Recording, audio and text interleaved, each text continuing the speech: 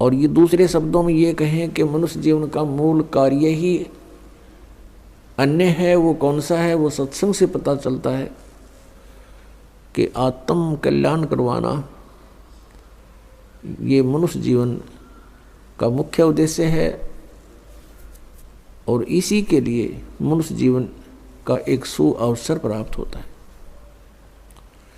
इस सुअवसर को हम सत्संग के अभाव से, तत्वज्ञान न प्राप्त होने के कारण पशु पक्षियों जैसी क्रियाओं में ही व्यर्थ कर चले जाते हैं। और जिस दिन सत्संग प्राप्त होता है, सत्संग के वचन हमारे हृदय में पहुंचते हैं, आत्मा अज्ञान से जाग कर ज्ञान ग्रहण करती है, उस समय इसको पिछले गए हुए समय का बहुत पश्चाताप होता है। पुण्यात्माओं, हम कहाँ रह रहे हैं, ये कैसा लोक है, और यहाँ जन्म मृत्यु हो रही है। किसी भी प्राणी को एक सेकंड का ये विश्वास नहीं कि मैं यहाँ रहूँगा कि नहीं रहूँगा, और हम फिर भी सतर्क नहीं हो रहे। हमें हमारे अंदर डर नहीं रहा। इतना तो डर है कि मेरी मृत्यु ना हो जाए। अन्य की होती है तो कारण जानकर हम संतुष्ट हो जाते हैं कि कैसे मृत्यु हुई, रोगी था, अच्छा रोगी था। दूसरे की पता लगता है कैसे मृत्यु हुई, दुर्घटना हो गई, अच्छा दुर्घटना से हो गई। तो हमें ये चिंता नहीं बनती कि कभी ऐसा हमारे साथ भी होगा। तो ये सब कारण क्या है? इसका एक कारण तो ये है कि इसका विकल्प का ज्ञान नहीं था हमें, कि ये तैसा सबके साथ होता है, होता रहेगा। इसका विकल्प क्या है, ये ज्ञान नहीं था। और ये ज्ञान होगा भी सत्संग से, और सत्संग विश्व में आकर के केवल परमात्मा ही फरमाते हैं। पूर्ण परमात्मा ही स्वयं आकर के सत्संग यानी तत्व ज्ञान प्रचार करते हैं। उस परमात्मा के अतिरिक्त जो भी सत्संग का नाम लेकर के वचन सुनाए जाते हैं वो सत्संग नहीं होता। वो जनता को मिसगाइड करना और सच्चाई से दूर रखना ही वो उन वचनों का कार्य होता है। जैसा कि आप जी कोई सत्संग सुनने को प्राप्त हुआ, और ये दास वो सत्संग सुनाता है जो परमात्मा ने आकर के स्वयं अपने मुख कमल से बोला था, जिसके विषय में श्रीमद् भगवत गीता अध्याय नंबर 4 के श्लोक नंबर 32 में कहा है कि अर्जुन, जो तूने अभी ज्ञान सुना, गीता जी अध्याय नंबर 4 के श्लोक नंबर 25 से लेकर 31 तक यज्ञों की जानकारी आपने सुनी, यज्ञमीन धार्मिक अनुष्ठानों की जानकारी। तो कोई किसी प्रकार से साधना करता है, कोई किसी प्रकार से कोई देवताओं की पूजा करता है, कोई केवल स्वाध्याय ही करता रहता है, कोई प्राणायाम करके ही संतुष्ट है, कोई अहिंसावादी तीक्ष्ण व्रत रखता है, जैसे मुंह पर पट्टी बांध कर नंगे पैरों घूमना।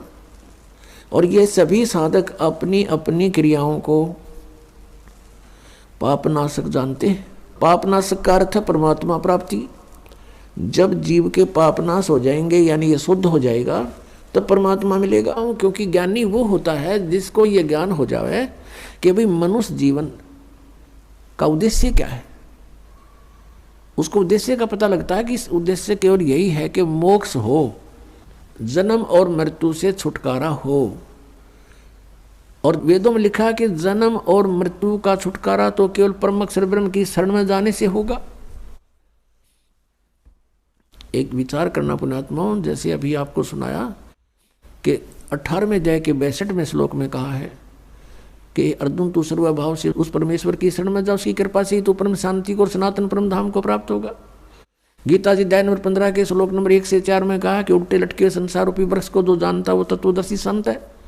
उसके सब विभाग बता देता है। तो उसके पश्चात परमेश्वर के उस परम पद की खोज करनी चाहिए तत्वदर्शी संत की प्राप्ति के उपरांत, जहाँ जाने के बाद साधक फिर लौट कर कभी संसार में नहीं आते। और अपनी जानकारी चौथे अध्याय के 5वें और 9वें श्लोक में, दूसरे अध्याय के 12वें श्लोक में, 10वें अध्याय के दूसरे श्लोक में गीता ज्ञानदाता कहता है, अर्जुन तेरे और मेरे बहुत जन्म हो चुके, तू नहीं जानता मैं जानता हूँ। तो इसे सिद्ध हो गया कि वो अपने से किसी अन्य परम अक्षर ब्रह्म की तरफ संकेत करा कि उसकी शरण में जाने से मोक्ष होगा।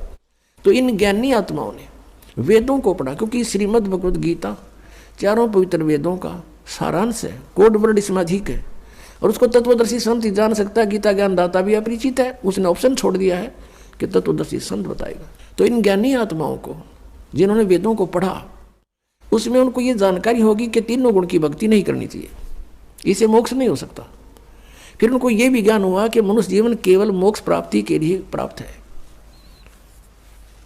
फिर इनको वेदों से ये भी जानकारी हुई कि पूर्ण मोक्ष तो उस समर्थ शक्ति से होगा, पूर्ण परमात्मा से होगा। अब चारों वेदों में केवल वे ऑफ वर्शिप तो ब्रह्म तक की है, और जानकारी परम अक्षर ब्रह्म की अत्यधिक है। अब इनको तत्वदर्शी संत नहीं मिला, ऋषियों को, ज्ञानियों को।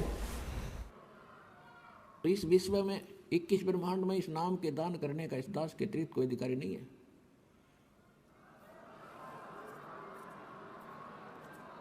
और यदि कोई नकली इस दास से ये मंत्र सभी प्राप्त करके और अपने आप दुकान खोल कर बैठ गया, नाम देने लग गया किसी को, तो सबसे बड़ा दुश्मन है मानव समाज का। अपना नाश करेगा और 100-200 हज़ार को और खराब करके उनका भार भी सिर पर धर लेगा। तो उनसे भी सावधान रहना है, ऐसे नकलियों से बचना है और बचाना है अपने भाई बहनों को, मानना उनको प्यार से। देखो यूँ मार्ग है प्यार का, इसमें धक्का नहीं चलेगा। भगवान का अनुबंध है, उस काल के साथ एक एग्रीमेंट है कि जबरदस्ती ना करना। तो आपने इस फार्मूले को अपनाना है, जबरदस्ती नहीं करना, प्यार से समझाना अवश्य। चाहे कोई गाली दे, आपने बुरा बोला है। अब जैसे एक छोटा सा बालक और अग्नि में हाथ देने चला, हीटर जला था, हीटर की तरफ भाग रहा है और उसको उठा लिया बड़े भाई ने, बहन ने या पिता ने, और वो रो रहा है मुझे छोड़ दे, और वो उधर से बालक है नादान, थप्पड़ भी मार रहा है सिर में, मुझे छोड़। तो हम नहीं छोड़ सकते उसको, उसका बुरा भी नहीं मान सकते कि बालक इसको पता नहीं, और छोड़ दिया तो जलेगा यूँ। तो ये कहते हैं ना, भावनाओं को ठेस पहुंचाता है रामपाल। रामपाल भावनाओं को ठेस नहीं पहुंचाता, आपका जीवन बचाता है।